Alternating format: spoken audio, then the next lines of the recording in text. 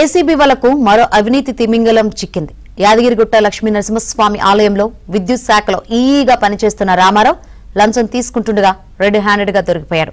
ఈ రామారావు నివాసం, అతని బంధువుల నివాసాల్లోనూ ఏసీబీ అధికారులు సోదాలు చేశారు.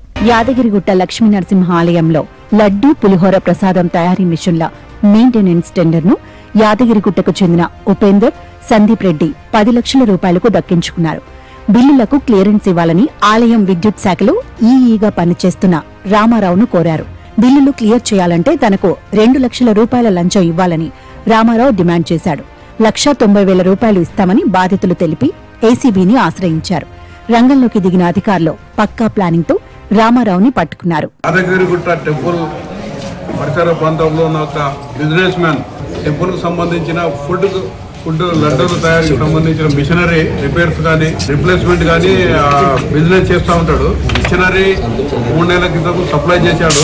టెండర్ ద్వారా సప్లై చేసి ప్రాసెసింగ్ బిల్లు సబ్మిట్ చేసి 11,50,000 బిల్లు అయింది.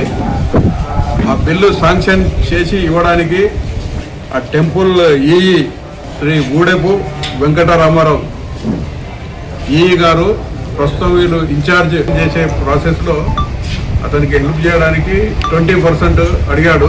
20% అంటే 11 లక్షలకు 2 lakhs పైన అవుతుంది.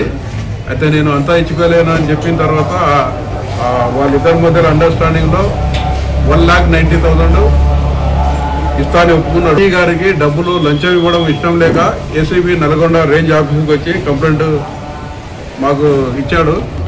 ఈ రామారావు గారి గతంలో చేసిన ఆరోపణలు, తర్వాత రెప్యుటేషన్, యాంటీసెంట్స్ అన్నీ చెక్ చేసిన తర్వాత ఆ రెప్యుటేషన్ సరిగా బాగా లేదని తెలిసింది మా ఎంక్వైరీలో.